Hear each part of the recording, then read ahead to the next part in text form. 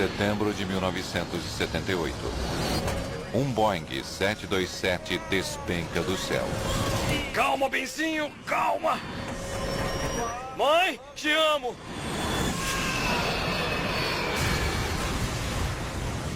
San Diego se torna o local do pior desastre da aviação na história dos Estados Unidos. Eu fiquei arrepiado ao saber que este acidente havia ocorrido. Meu Deus, o local do acidente era horrível. Minha grande preocupação era de como iria juntar as peças daquele quebra-cabeça. As evidências levam os investigadores a uma conclusão extraordinária. Antes de virarmos para descer, eu ouvi. Espere. Um terrível acidente pode ter sido causado Antes de virarmos para descer, eu ouvi, mais ou menos há 1 hora. por uma única sílaba mal entendida.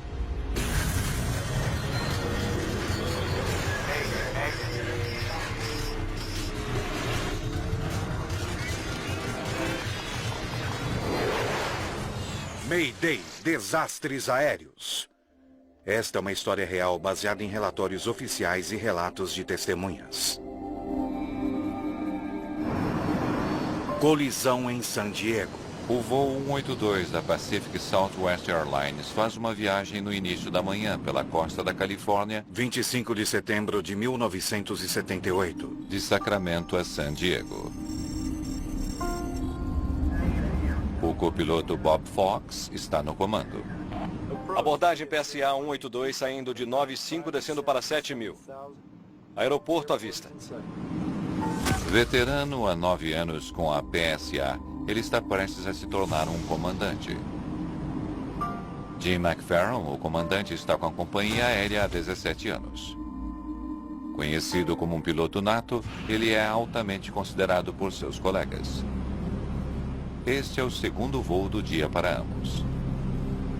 PSA 182, Autorização para aproximação visual. pista 27. Obrigado. Autorização para aproximação visual 27. Entre os 128 passageiros, há 30 funcionários da Pacific Southwest, muitos deles voltando à sede da empresa em San Diego. A PSA era uma excelente companhia aérea. Eles tinham um super registro de manutenção, um super registro de segurança. Eram reconhecidos no setor como muito bons. Os pilotos são cautelosos ao chegar a San Diego. O aeroporto Lindbergh é o mais movimentado aeroporto de uma só pista na América do Norte. O aeroporto Lindbergh em San Diego é um lugar desafiador para se aterrissar, devido à sua proximidade do centro da cidade e também alguns obstáculos ao redor dele. Há uma queda muito drástica de terreno. Os pilotos fazem isso o tempo todo e alguns deles não gostam de falar sobre o assunto, mas é um tanto assustador. Havia sempre a preocupação de que, minha nossa, de que um dia pudesse haver um grande acidente.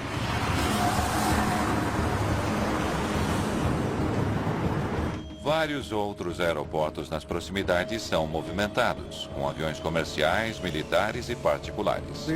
O espaço aéreo ao redor do San Diego International é bastante movimentado devido aos 600 voos diários, partindo e chegando de lá. Há aviões decolando e aterrissando constantemente. O voo 182 terá de passar por todo esse tráfego, sobrevoando a cidade, enquanto se prepara para aterrissar na pista 27. Mart Wayne está na posição de engenheiro de voo. Ao se aproximarem do aeroporto, ele entra em contato com a sede da companhia. Estamos fora de Los Angeles, San Diego, em 0905. PSA 182, entendido. Um pouco atrasado, mas obrigado. Acabo de passar meu off-report. E o cara começou a rir. Você compensa isso relatando nossa próxima decolagem. Muito boa. Ainda que eles fossem brincalhões e descontraídos, eles eram extremamente profissionais. As tripulações eram muito agradáveis. Você sentia que eles queriam que você estivesse em seus aviões. Era ótimo. Sorria conosco. Era seu lema. Era uma experiência. Era divertido.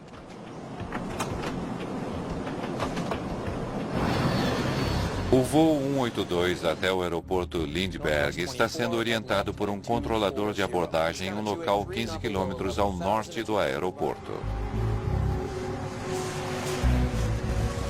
A instalação do controle de abordagem é bastante movimentada e é estressante porque você está lidando com muitos aviões diferentes no mesmo espaço aéreo. Quando o controlador vê um Cessna voando à frente do voo 182, ele se certifica de que consigam vê-lo. PSA 182, tráfego a 12 horas. 5 quilômetros, 12.700. Já vi.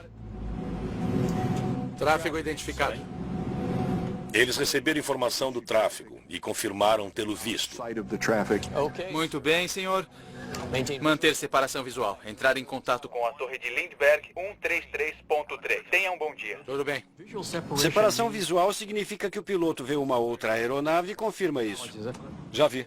Uma vez que a abordagem visual é aceita pelo piloto, é de responsabilidade dele manter a separação daquele tráfego. É mais ou menos como dois barcos passando um pelo outro. É de responsabilidade do barco que faz a ultrapassagem, manter o distanciamento visualmente. À medida que se aproxima do aeroporto, o voo 182 se inclina para a esquerda para voar paralelamente à pista, pronto para virar e aterrissar quando receber permissão para isso. Eu caracterizaria isso como rotina. Não havia nada fora do comum com esse voo. Com o avião agora a menos de 8 quilômetros da pista, um controlador na torre do aeroporto assume o trabalho de orientar o voo para a aterrissagem. Lindbergh, PSA 182 descendo. 182, entendido.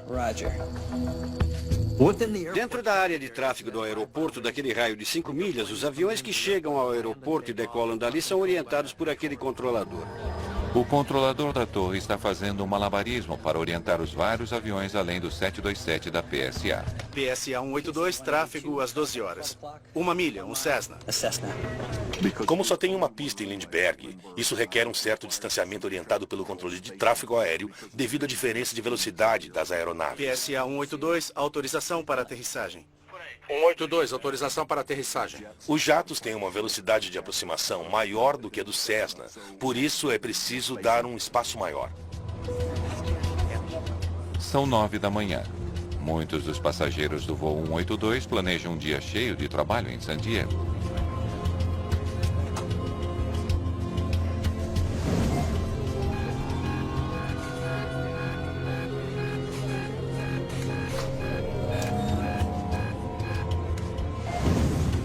Baixar trem de pouso. A minutos da aterrissagem, o piloto Bob Fox vê um avião à distância. Há um ali embaixo. Eu estava olhando o que chegava por ali.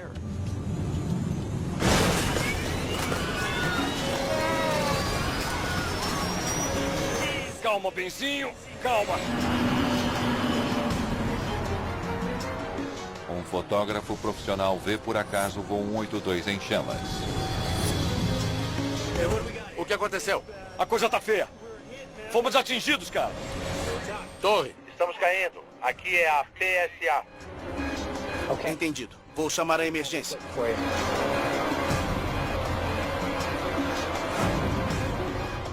O radar do controlador de abordagem revela que o 727 colidiu com o Cessna. Santo Deus. É uma colisão. Duas aeronaves colidirem sob seu controle é o pior pesadelo para qualquer controlador. Acho que não há coisa pior do que isso. Preparem-se. Mãe, eu te amo.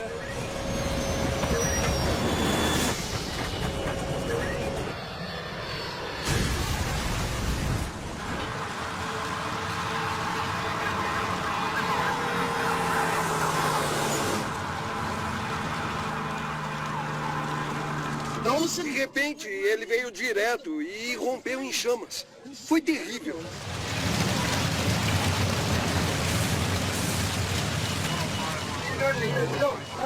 Está em chamas. Não há nada que possamos fazer. Venha, vamos, vamos. Fiquei arrepiado ao saber do acidente.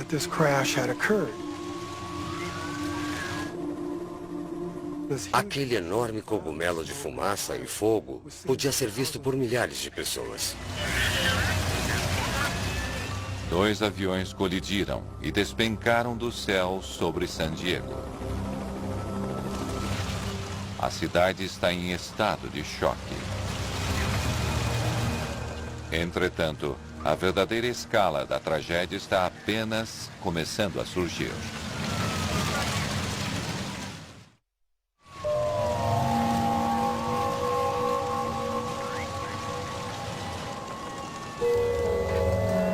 Centenas de pessoas assistiram horrorizadas quando 2 aviões colidiram e caíram em um tranquilo bairro residencial de San Diego.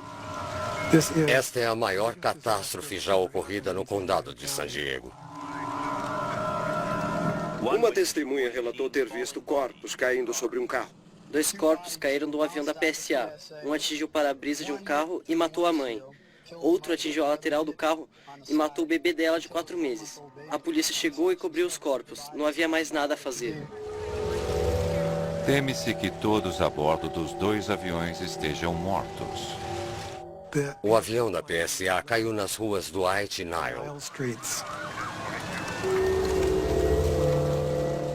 O Cessna caiu cerca de 6 quarteirões dali, na frente de uma casa, perto da 32 e Polk.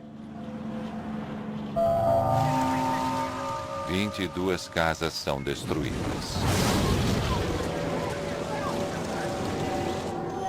7 moradores são mortos e mais 9 estão feridos. A cidade está em estado de choque. Ouvimos o noticiário e viemos para cá para ver o que a gente podia fazer para ajudar. Estamos andando por aqui. Transporte, água, é horrível, é realmente terrível. Greg Clark é policial em San Diego e corre até o local para ajudar a procurar sobreviventes. Minha impressão foi que uma bomba enorme havia explodido. Tudo que estava no caminho da aeronave foi totalmente destruído. Havia centos de passageiros presos nas laterais das casas, pedaços da fuselagem por toda parte.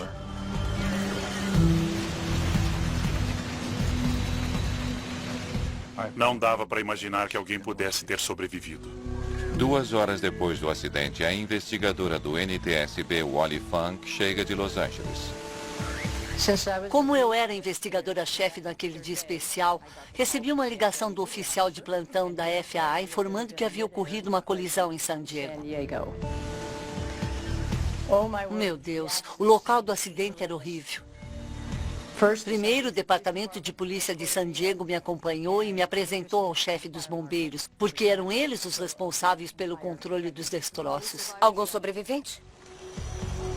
Era chocante você, de repente, se dar conta de que não havia sobrevivente. A equipe médica estava frustrada porque viu que não havia nada que pudesse ser feito. 144 pessoas estão mortas, incluindo as 7 pessoas em terra. É o maior desastre de avião na história americana. Foi algo inteiramente inesperado para mim. Havia muitos pedaços e peças por toda parte, não só da aeronave, mas das casas. Comecei por fotografar e fazer anotações. E a minha grande preocupação era como conseguir montar este quebra-cabeça. Funk precisa de uma confirmação de que os destroços de um pequeno avião encontrado a 6 quarteirões dali é, na verdade, o que colidiu com o 727. Não havia dúvida alguma. Havia transferências de tinta, havia peças e partes das 2 aeronaves diferentes. Sim, tratava-se de uma colisão em pleno ar. Não havia dúvida sobre isso. Entretanto, existe uma questão ainda mais ameaçadora. Como tal acidente poderia ter acontecido? Tínhamos de identificar, em meio a um emaranhado de metal, onde os 2 haviam se chocado. E eu realmente me senti compelida a trazer os destroços do Cessna para o local dos destroços principais. Coloque isso ali, para que pudéssemos, de certa forma, entender o que havia realmente acontecido. Finalmente, os destroços dos 2 aviões são enviados para um hangar para uma reconstrução. É um grande quebra-cabeça e você precisa tentar montá-lo uma peça de cada vez. Funk grava tantas entrevistas quanto possível, enquanto as pessoas ainda se lembram do que viram. Mas eu descobri em todas as minhas investigações que as crianças de até seus 17, 18 anos de idade são minhas melhores testemunhas. Porque um jovem vai me dar uma interpretação muito boa do que ele viu, e não do que ele acha que ouviu ou acha que viu. Havia poucas pessoas que descreveram o que viram cair do céu. Pode me dizer exatamente o que viu quando olhou para cima? Mas todas as entrevistas são decepcionantes. Então não viu a colisão de fato? Não havia ninguém que tivesse realmente visto a coisa toda acontecer, mas apenas quem tivesse visto a coisa depois do grande estrondo. A coisa mais próxima que se tem da colisão em si é uma filmagem de uma equipe de televisão de um Cessna despencando dos céus. O NTSB envia mais pessoas de Washington, incluindo o investigador sênior Philip Hogue. Vai ser um grande trabalho aqui. Vamos direto ao ponto, tudo bem? Sei que você fez uma grande investigação e se concentrou principalmente na aeronave maior. Foi muito bom estar com o pessoal quando eles finalmente chegaram. O suporte técnico foi maravilhoso e nós meio que dividimos as funções. Então eu investigarei o Cessna. Em busca de mais informações sobre o avião menor, eles revisam seus registros para aquele dia. O Cessna pertencia a uma escola de treinamento de voo e um piloto estudante estava tendo uma aula. Havia um instrutor de voo sentado do lado direito e um piloto estudante aprendendo a lidar com seus instrumentos. Os investigadores ficam sabendo que o aluno fez a aproximação na pista 9 2 vezes, praticando a aterrissagem usando apenas seus instrumentos. Pilotos que voam por instrumentos precisam de mais prática de abordagem da pista do que de aterrissagens. A mídia local se precipita ao apresentar uma conclusão. Muitas pessoas acreditavam que o acidente tinha de ser culpa do Cessna, porque ele estava sendo pilotado por um aluno. Isso pode vir a criar um equívoco em meio ao público em geral e à mídia, de que aviões comerciais devem ter prioridade para decolar e aterrissar. Mas não é assim que a coisa funciona. O primeiro é o primeiro a chegar. No entanto, com um avião de uma companhia aérea se aproximando de um grande aeroporto, as pessoas queriam saber como é que aquele avião pequeno estava ali afinal. A esperança é que as caixas pretas recuperadas no local do acidente ajudem a responder tal pergunta. Uma delas estava na frente, o gravador de voz da cabine, e a outra na caixa de escada, a polpa, e o gravador de dados do voo. Elas foram levadas a Washington, D.C. Descobrir o que foi dito no cockpit e o que os instrumentos indicavam leva muito tempo. Nesse meio tempo, os investigadores entrevistam o primeiro dos dois controladores que estavam orientando os aviões. Pode nos mostrar as duas trajetórias? O controlador de abordagem se lembra das rotas dos dois aviões, mas não tem certeza das rotas que eles tomaram, pois o radar de abordagem não é gravado. O 727 estava voando para o leste para fazer uma volta e pousar na pista 27. E o Cessna estava voando no sentido nordeste, mas estava a milhas à frente do 727, provavelmente indo para casa depois de aterrissar e decolar na pista 9. Eles deviam estar a uma distância de 1 milha um do outro. Como eu já havia estado em Lindbergh várias vezes como piloto, imaginei, será que eles estariam na direção certa, nas altitudes corretas? Saber as trajetórias exatas irá exigir cálculos complexos, que incluem dados de uma estação de tráfego aéreo em Los Angeles. Enquanto isso, uma transcrição da conversa do controlador com os dois aviões revela que os pilotos estavam cientes da posição um do outro. Então, a tripulação da PSA relatou ter visto o Cessna quando eles ainda estavam a 3 milhas de distância. Os aviões estariam em algum lugar por aqui e aqui. Já vi. Tráfego identificado. O piloto do Cessna também recebeu informações sobre o 727 atrás deles. Tráfego às 6 horas. 2 milhas a leste. Um jato da PSA chegando a Lindbergh, 3.200. Já está vendo ele? Se os pilotos de ambos os aviões sabiam a respeito um do outro, a pergunta dos investigadores é por que eles colidiram. Um novo equipamento de radar instalado apenas um mês antes do acidente havia sido projetado para evitar exatamente esse tipo de incidente. O sistema de alerta de colisão foi instituído para evitar colisões, para alertar os controladores para o fato de uma colisão iminente entre duas aeronaves. Você não recebeu alerta algum? Nós recebemos. E o ignoramos. Explique. Bem, quando o alerta soou, eu o mencionei ao meu supervisor.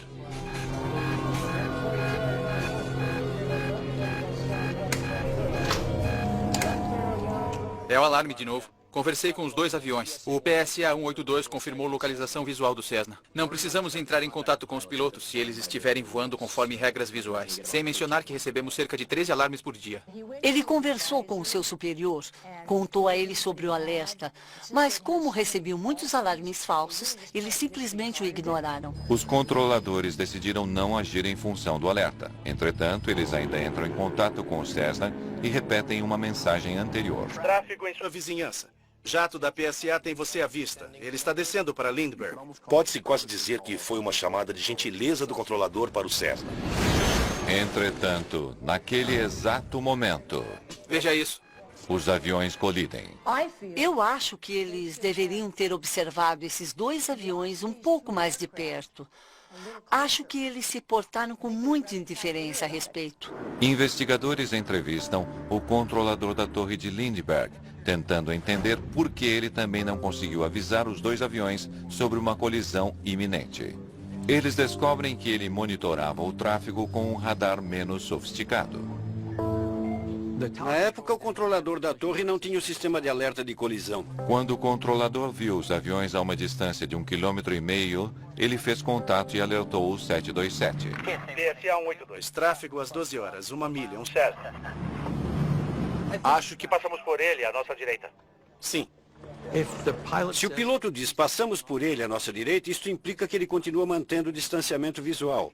Era responsabilidade dele e você não se preocuparia com isso. Depois de conversarem com os dois controladores, os investigadores ainda não têm uma resposta para a pergunta-chave na colisão. Quem bateu em quem?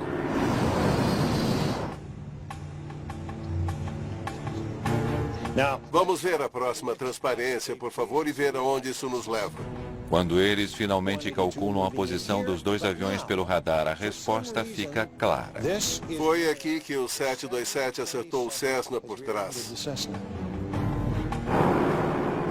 O Cessna nunca esteve à direita deles. Ele esteve sempre à frente do avião da PSA.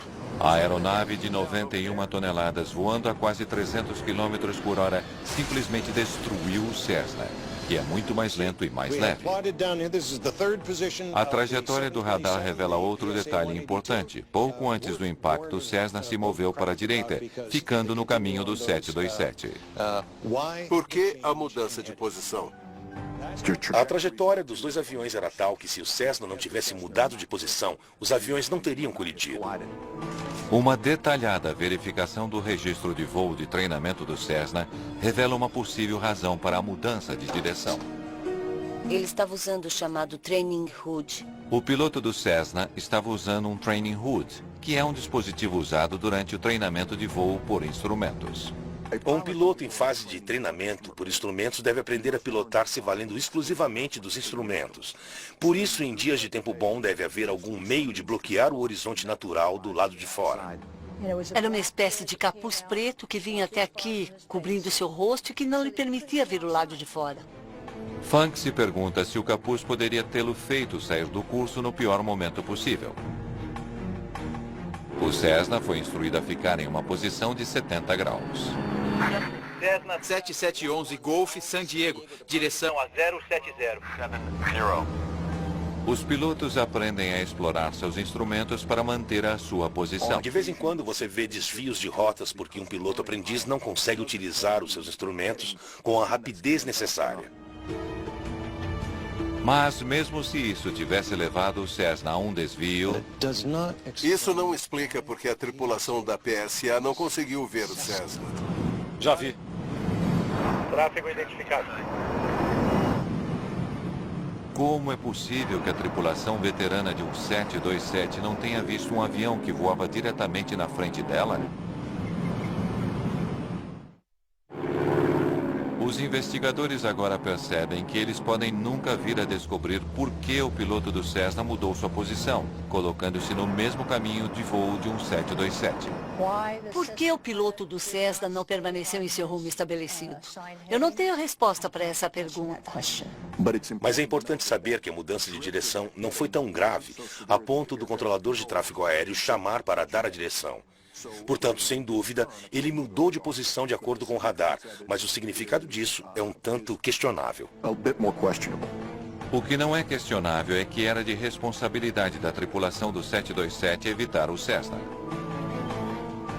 Quando a tripulação da PSA confirmou ter o Cessna em vista, naquele momento ela se tornou responsável por manter os aviões distantes. Em Washington, os investigadores voltam a ouvir os últimos momentos da tripulação da PSA no gravador de voz da cabine. Muito bem, vamos lá. Estamos livres dele? Suponho que sim. Supostamente sim. Espere. Volte. Philip Hogg se concentra na conversa gravada 35 segundos antes da colisão. Estamos livres do Cessna? Supostamente sim. Sim. Espero que sim. Antes de virarmos, eu vi há 1 hora. Deve estar atrás de nós agora. A tripulação da PSA não só não vê o Cessna, como imagina já ter passado por ele. Ele estava na frente deles o tempo todo. Quando se está pilotando um 727 em voo nivelado, o nariz está ligeiramente para cima. Portanto, quando os pilotos olham para fora, eles estão olhando sobre o nariz do avião. Será que o nariz da aeronave estava para o alto e eles não viram o Cessna? Eles podem não ter percebido que o Cessna estava tão perto quanto estava. O NTSB faz um estudo para determinar por quanto tempo a tripulação da PSA poderia ver o Cessna através de seu para-brisas. Bem-vindo a bordo. Agora use os pontos de referência para ajustar seu assento. Eles começam ajustando os assentos dos pilotos para uma visualização ideal, usando um dispositivo chamado DERP. Os fabricantes projetaram um sistema muito simples, mas muito eficaz, através do qual você alinha bolinhas na parte central do para-brisas e isso faz com que seus olhos permaneçam sempre na mesma posição. Agora você pode, por favor, medir a distância do meu globo ocular até a bola branca no meio?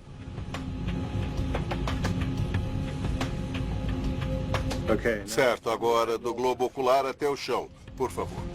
Após a determinação do ângulo de visão dos pilotos, o fotógrafo usa uma câmera especial para tirar fotografias panorâmicas do campo de visão de cada piloto.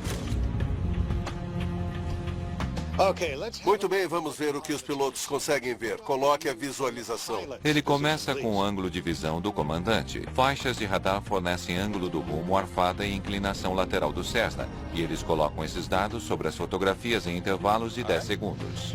Muito bem, vamos ver o que o copiloto pode ver, por favor. O que eles descobrem é surpreendente. Um período de tempo mais longo do que o esperado, durante o qual a tripulação da PSA conseguiria ver o Cessna. 170 segundos de visão clara. Os pilotos poderiam ter visto o Cessna nitidamente.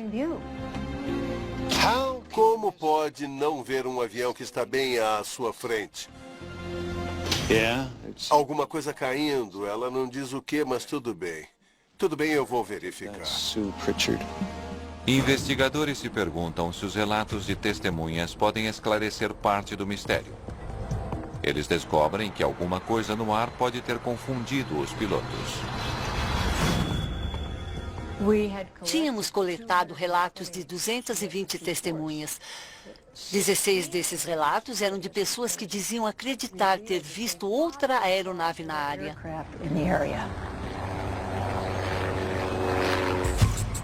Os controladores de tráfego aéreo não se lembram de um terceiro avião voando nas proximidades, mas muitos pequenos aviões não têm um transponder, o dispositivo necessário para identificá-los. Se eles não tinham um transponder, o terceiro avião não teria sido visível para o radar de San Diego. Investigadores estudam as gravações de voz na cabine mais atentamente, procurando pistas sobre um terceiro avião. Antes de virarmos para descer, eu vi há mais ou menos 1 hora. Deve estar atrás de nós agora. 35 segundos antes do acidente, a tripulação acreditava que os Cessna estivessem em segurança fora de seu caminho. Mas a referência de 1 hora do comandante parece estranha. As trajetórias dos 2 aviões mostram que o Cessna nunca esteve naquela posição. O Cessna estava às 11 horas. Então, que avião eles estavam procurando? O fato de estar a 1 hora e não às 11 indica a possibilidade de que ele tenha visto outra aeronave. Ela poderia estar a uma certa distância, mas ele viu outra aeronave. Em seguida, outra pista sobre um possível terceiro avião. Há um ali embaixo. Eu estava vendo que chegava ali. O avião que ele vê está vindo em direção ao campo. Isso significa que ele está voando na direção oposta do Cessna que foi atingido. Isso faz com que a possibilidade de que eles tenham visto um outro avião diferente seja maior. Mas exatamente que avião? Isso é algo que eles podem nunca vir a saber, mesmo depois de analisar os 16 relatos que falavam de outra aeronave. A equipe concluiu que as 16 testemunhas não conseguiam realmente posicionar uma aeronave naquela área específica, naquele determinado momento. Os investigadores estão diante de um impasse. Seu estudo de visibilidade diz que o Cessna esteve tecnicamente visível por 170 segundos, quase 3 minutos inteiros. Então, por que a tripulação do 727 o perdeu de vista? Eles se voltam para a gravação de voz da cabine. 3 milhas logo ao norte do campo, em direção nordeste, Cessna 172, subindo VFR Tá bom, pare a 1400. 135 segundos para o impacto. É então que o controlador menciona o Cessna pela primeira vez. Toque a fita novamente. PSA 182. 2 minutos antes da colisão, a tripulação ouve a posição do Cessna, mas eles ainda não o viram. A silhueta do Cessna teria sido difícil de ser vista, uma vez que eles estavam aproximadamente na mesma altitude. Estavam indo na mesma direção. Uma das coisas que o olho humano capta é o movimento, e durante uma boa parte do tempo não havia movimento perceptível na janela frontal. San Diego PS, somos número 2 porque nos esforçamos mais. O Cessna está agora visível em sua janela há quase 80 segundos, mas a tripulação não conseguiu vê-lo. 90 segundos para o impacto e eles recebem outro aviso. E depois de ler e ver o que o gravador de voz da cabine mostrava, eu sinto que eles estavam distraídos em sua conversa. Rode a fita. PSA 182, tráfego às 12 horas, 3 milhas, 12.700. Já vi. Tráfego identificado. Pare a fita. 85 segundos antes do impacto, os pilotos do 727 veem o Cessna voando à frente deles. A tripulação é então instruída a usar as regras de voo visual e entrar em contato com a torre de Lindbergh. Muito bem, senhor. Manter separação visual. Entrar em contato com a torre de Lindbergh. 133.3. Tenha um bom dia. Tudo bem. Eles o viram por um segundo e então não o viram mais. Ou será que a conversa os teria levado a perdê-lo de vista? A tripulação deve agora manter o Cessna em seu campo de visão enquanto executa outras tarefas. O comandante entra em contato com o controlador da torre e se prepara para aterrissar. Lindbergh, PSA 182, descendo. As asas precisam estar configuradas com os slats adequados e configurações de flap. O trem de pouso deve ser baixado. Os sistemas têm de estar ajustados. Todas essas coisas estão acontecendo, por isso é um momento de muita atividade para 3 pessoas em um 727. Neste momento crítico, ninguém está atento ao Cessna. PSA 182, tráfego às 12 horas, 1 milha, um Cessna. É aquele que estamos observando? Sim, mas não o vejo agora. O Cessna deve estar bem aqui na frente deles. O Cessna estava visível ao nível do para-brisa da PSA. E é realmente incrível que, de alguma forma, eles o tinham perdido de vista.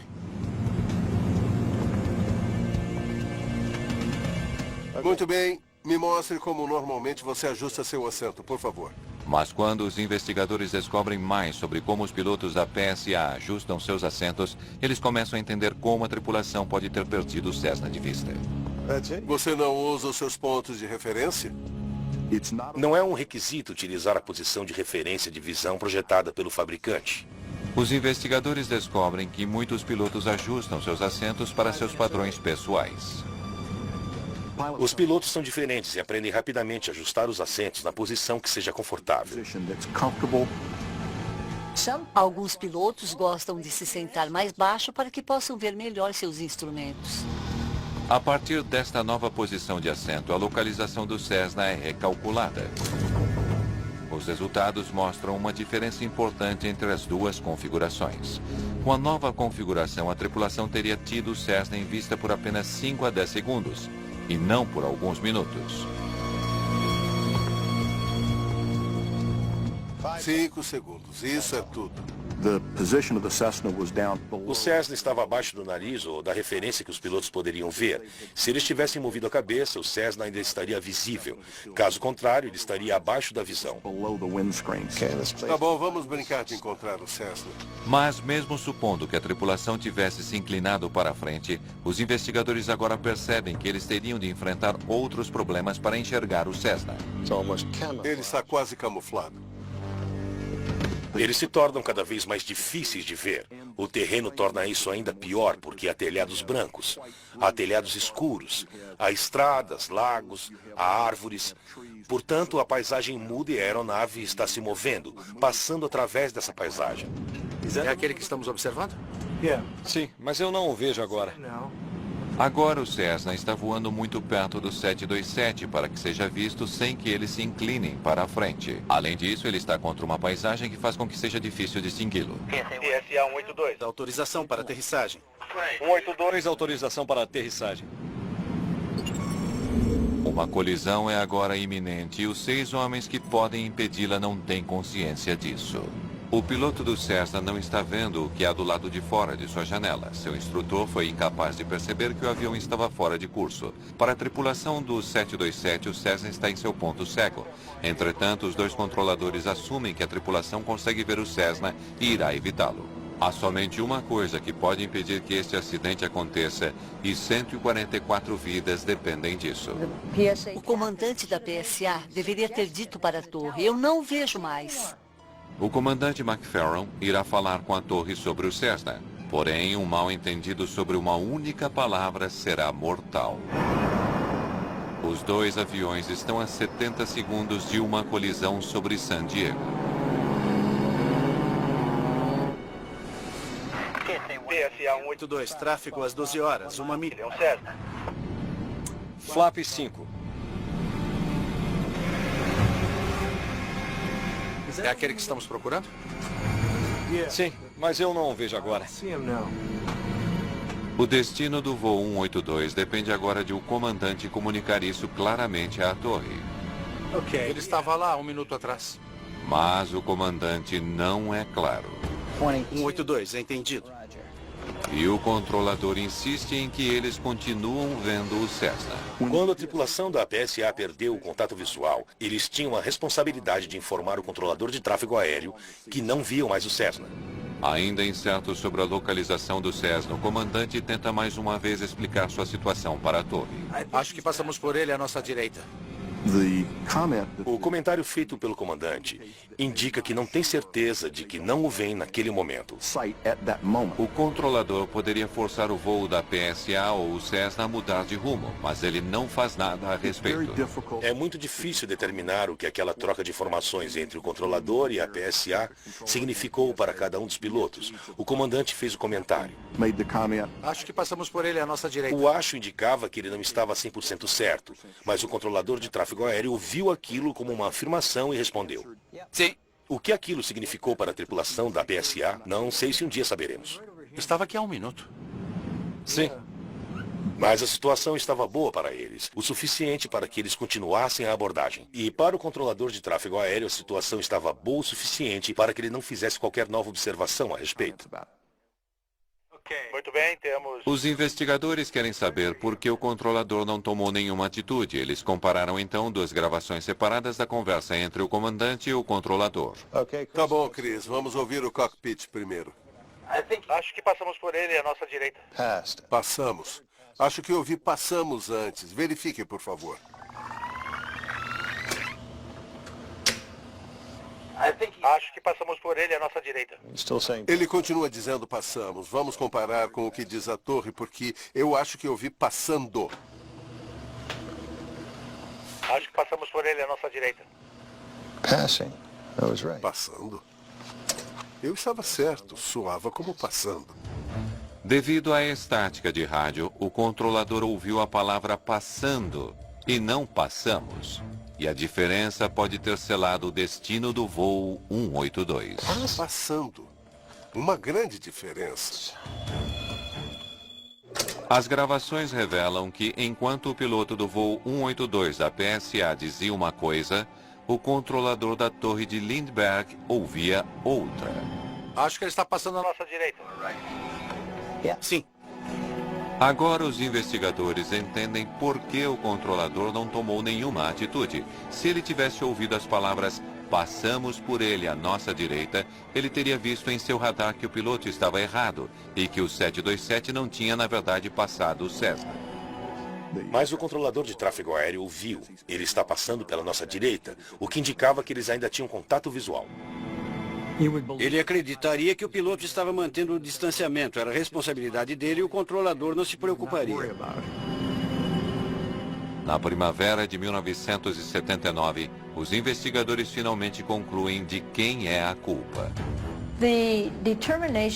A conclusão do relatório do Conselho é muito clara.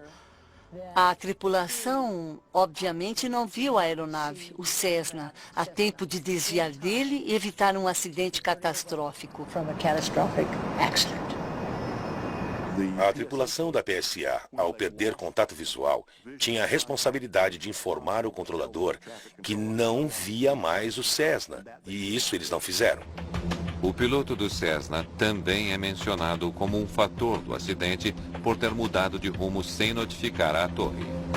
Ambos os controladores são criticados por não seguirem o protocolo e não terem dado à tripulação do 727 a direção específica do Cessna.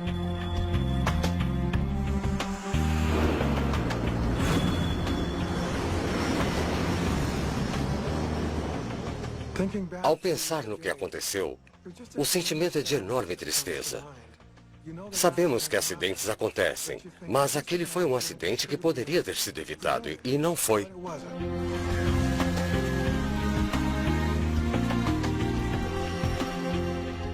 Recomendações do relatório focam então na melhoria do sistema de controle de tráfego aéreo de Lindbergh.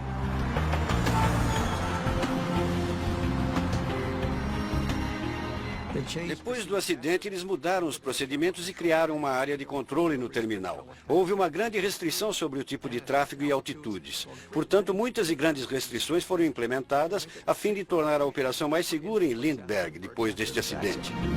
Estamos deixando Los Angeles, San Diego, a 0905. PSA 182, entendido. Acabo de passar meu off-report e o cara começou a rir. Você compensa isso relatando nossa próxima decolagem. E o voo 182 da PSA deixa um novo legado. Novas regras que regem todas as conversas no cockpit quando o avião está abaixo de 10 mil pés. Hoje, os regulamentos exigem que a conversa se concentre exclusivamente na operação do avião. Na época do acidente com o voo 182 da PSA, essa norma não estava em vigor. O voo 182 da PSA também ajudou a levar a FAA a buscar novas tecnologias. 3 anos após o acidente, em 1981, um dispositivo de segurança chamado TCAS, ou Sistema de Alerta Anticolisão de Tráfego, foi colocado em desenvolvimento. Hoje instalado em todas as aeronaves de passageiros, o sistema alerta os pilotos quando outro avião está muito próximo. O TCAS foi uma bênção. Hoje podemos colocá-lo em nossos transponders e podemos ver ou ouvir o que está acontecendo, ou saber o que está acontecendo com o avião em torno de nós. Avançamos muito para tornar a aviação mais segura, para que as pessoas possam voar e se sentir confortáveis, sabendo que seu avião irá levá-las para onde elas querem ir.